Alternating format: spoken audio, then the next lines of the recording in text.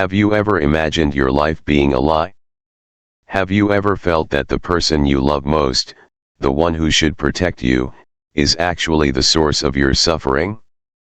This is the story of Gypsy Rose Blanchard, a girl who lived in a web of lies and ultimately took unimaginable action.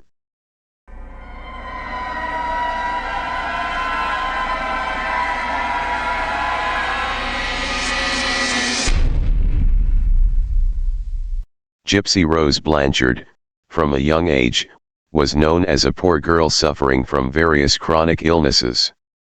Her mother, Dee Dee Blanchard, was a hero who cared for her with great affection.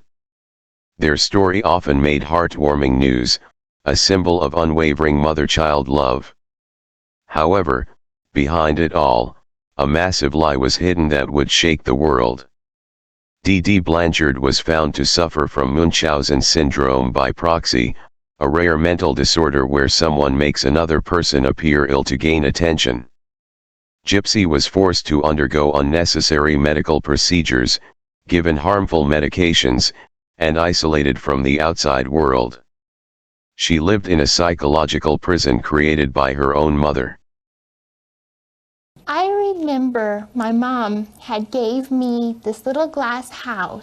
One day this will be real. In her solitude, Gypsy found love in Nicholas Godejohn, a man she met online.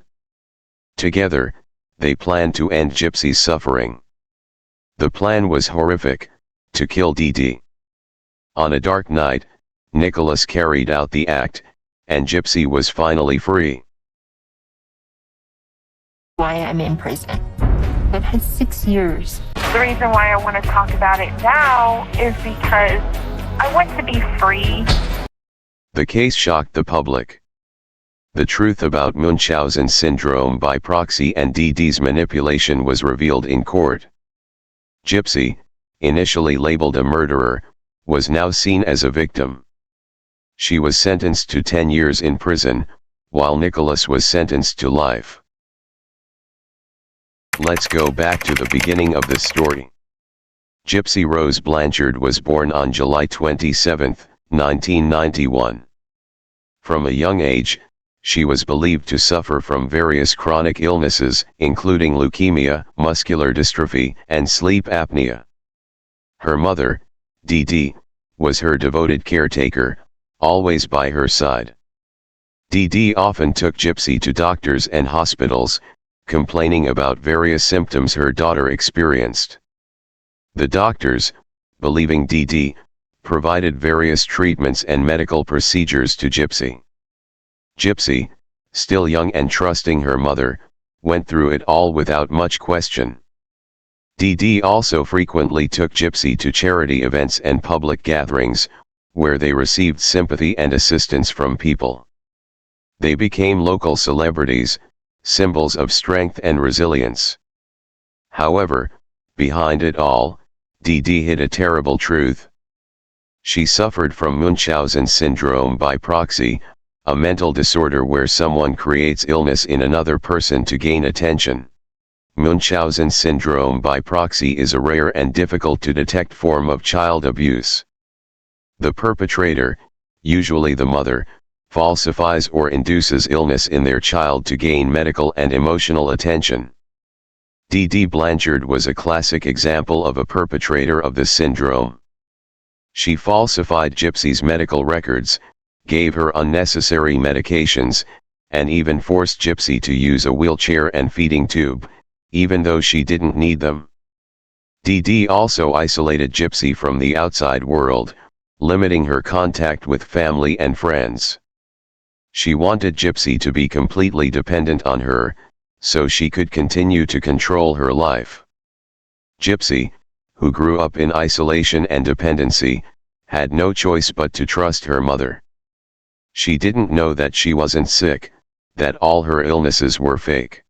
As she grew older, Gypsy began to question the truth about her condition. She realized that she wasn't as sick as her mother said. She began to feel angry and disappointed in her mother. In her solitude, Gypsy found love in Nicholas Godejohn, a man she met on a Christian dating site. They formed a secret relationship, sharing dreams and hopes. Gypsy told Nicholas all about her suffering. She felt Nicholas was the only person who understood her, the only one who could save her. Together, they planned to kill Dee Dee. They believed it was the only way to free Gypsy from her mother's grip.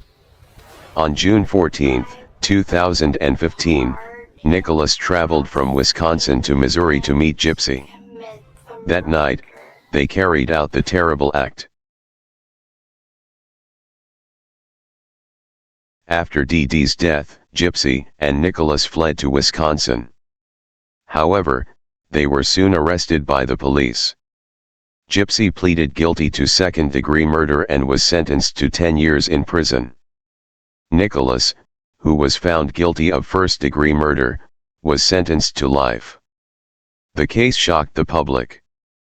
Many people felt sorry for Gypsy, who was considered a victim of psychological abuse. However, some also criticized her for killing her mother. In prison, Gypsy began to rebuild her life.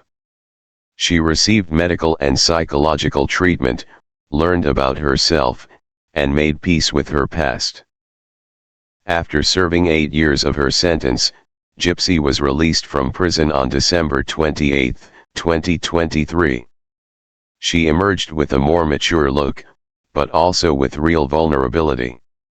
In her first interview after being released, Gypsy said that she deserved to be in prison, but she also believed that her mother deserved psychiatric treatment if she were still alive. Gypsy wants to use her experience to raise awareness about Munchausen syndrome by proxy and help other victims of psychological abuse. Shocking fact 1. Dee Dee Blanchard never actually had a medical license. She lied about being a nurse and often falsified Gypsy's medical records. Shocking fact 2. Gypsy could actually walk without a wheelchair. Dee Dee forced her to use a wheelchair and a feeding tube, even though she was physically fine. Shocking fact 3. Gypsy and Nicholas planned Dee Dee's murder through social media. They used a dating app to communicate and plan their crime. Shocking fact 4. After the murder, Gypsy and Nicholas went to a hotel and spent several days together. They even watched movies and ordered room service. Shocking fact 5. Before her death, Dee Dee had committed many other frauds and crimes. She often stole money from people who sympathized with Gypsy. The story of Gypsy Rose Blanchard is a tragic and complex story. It's a story of lies, love, and murder. It's a story that reminds us that the truth is not always black and white.